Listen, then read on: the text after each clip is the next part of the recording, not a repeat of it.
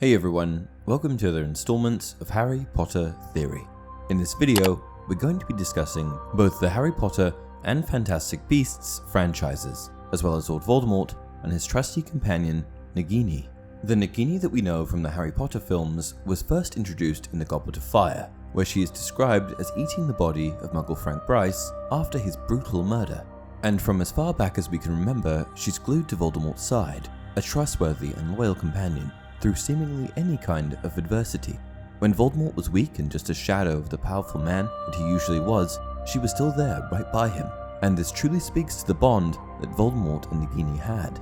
However, the Nagini that we know from the Harry Potter franchise is not expanded upon much in the original series, and it's not until Fantastic Beasts came out that we got a little bit more of her history. Nagini is such a rich character with a lot of history, but in Harry Potter, we only see her in her snake form, and the relationship that she has with Voldemort had already been developed. We don't really get a proper sense of who she is or what her story is, and in today's video I'm going to be diving into the history of Nagini, not just the snake, but the woman. Nagini's birth year is not officially recorded anywhere, but we do know that when we first see her in Fantastic Beasts, it's the year 1927, and she looks to be in her late 20s or so. With this in mind, I'm going to assume that Nagini was born sometime around the year 1900. However, Nagini wasn't born into normal circumstances. She wasn't born as a normal, healthy young baby. She was born with a curse. We don't know whether or not Nagini came from a family of witches, muggles, or something else, but we do know that her lineage had the Maledictus curse in its bloodline, a dark curse that is passed on through generations of family members and is transferred from mother to daughter. Because of this, Nagini was born a female Maledictus, one who carries the Maledictus curse. A Maledictus suffers from a blood malediction, a type of curse that causes the sufferer to slowly transform into an animal over the course of their life. The animal can vary according to the specific curse. In Nagini's case, her blood malediction meant that she was destined to turn into a snake, becoming less human and more snake each and every day. Generally, for quite a number of years, the Maledictus will possess the ability to transform at will, but that's what slips over time. Eventually, you will lose the ability to transform and will be stuck in whatever animal form that is destined for you. A blood malediction is an awful and inescapable curse that eats away at you, slowly stripping away your identity. In Harry Potter, we see Nagini after she has completely lost the ability to transform at will, and she is permanently stuck in her snake form. However, in Fantastic Beasts, she's still clearly able to assume her human form, and even switches between the two. Before transforming into a snake permanently and eventually becoming a Horcrux, Nagini was a shy, quiet, kind woman who was unfortunately mistreated by the Circus Arcanus. The Circus Arcanus was a traveling wizarding circus owned by a man named Skender. It was essentially considered to be a freak show and boasted the world's most complete congress of human oddities. Nagini was put on display and forced to show the world what a freak she was, when in reality she was just a poor woman that suffered from an awful curse. Skender was incredibly cruel and exploited Nagini, forcing her to perform for his show day in and day out. She was stuck there, that is, until Credence Barebone came along. During one of her performances, Credence came along and released fire drakes, allowing her to escape and run away with him. Their new friendship was unusual, and each was as confused as the other with regards to their place in the world. They were an uncanny pair, a mistreated Maledictus that had been being held captive, and Credence, a boy that knew nothing of his identity. In an effort to help Credence, the two partnered up, and they sought answers with regards to Credence's existence. Who were his biological parents? Where was his family? After an unfortunate run-in with one of Grindelwald's acolytes, Gunnar Grimson, Nagini and Credence found themselves on the top of a house near the Eiffel Tower, where they met Gellert Grindelwald himself. At this point in time, Grindelwald was quite familiar with Credence, and began planting the seeds of manipulation, knowing that the power of this impressionable but powerful young obscurus could be easily swayed and harnessed if he played his cards right.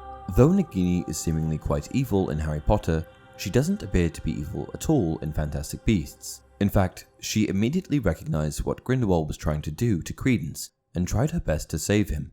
After surviving Grindelwald's Paris rally and losing Credence, she eventually teams up with the good guys, Newt Scamander, Tina Goldstein, Jacob, and others.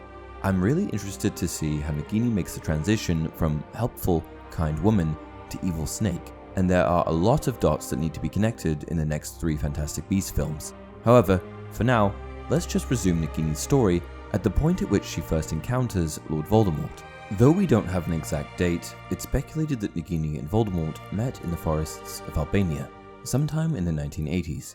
At this point, Nagini would have likely fully assumed her snake-like form, and Voldemort would have been hiding in his disembodied state.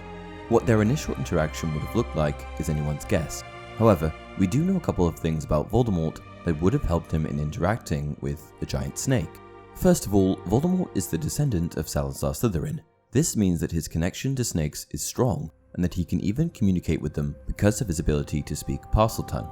Nagini, who would have been stuck in her Maledictus form at this point in time, would have probably leaped at the opportunity to finally speak with someone. She was a lost Maledictus that was devoid of communication, and finally she encountered someone who could understand her. It was someone that she could tell her story to. Whether Voldemort would have been able to recognize that she was a Maledictus or not is unclear. However, he's an extremely versed legilimens, so I'm sure he could have taken a look inside of her mind and figured it out. At this point in time, both Nagini and Voldemort were a bit lost in the world, similar to when she first met Credence. Nagini was stuck in a snake form, an entirely new identity, and was completely devoid of human interaction. She probably had no idea what her next move was going to be, and she must have been incredibly lonely. In Voldemort's case, he had just been recently defeated and was likely also at a bit of a loss for what to do next. For this reason, I think that it is only natural that the two would pair and join up, each of them having something to offer the other. Without Nagini, it would have been considerably more difficult to return to a corporeal form, and without Voldemort, Nagini would have had no purpose in the world and no one to talk to. She would have just been alone. Nagini became instrumental in Lord Voldemort's survival before he could be restored to his real body, and her venom was even used as an elixir that helped him to survive. It was one of the primary ingredients in a potion that he used to rebuild his strength. Nagini also helped Voldemort to commit numerous murders, and one murder in particular, the murder of Bertha Jorkins, sealed their bond more than ever. You see, after the death of Bertha Jorkins, Nagini became one of Voldemort's Horcruxes. She was now more than just the companion of Voldemort.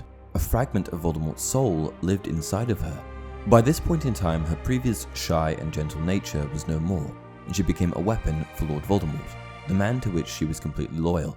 Because she was one of Voldemort's Horcruxes, she even shared a telepathic bond with him, and was able to communicate with him over vast distances. Despite Voldemort's evil nature, she thought very highly of him, and I think that she only became more and more like him as the years went by.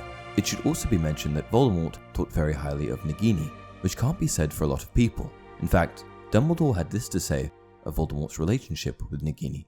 I think he is perhaps as fond of her as he can be of anything. He certainly likes to keep her close, and has an unusual amount of control over her, even for a Parselmouth. The pair had a special bond, and their union allowed two lost souls to reignite their sense of purpose in the world. And that's it for this video. I hope you enjoyed it. Did I miss anything about Nagini's history? If so, let me know down in the comment section below. Until next time, you're a wizard, Harry.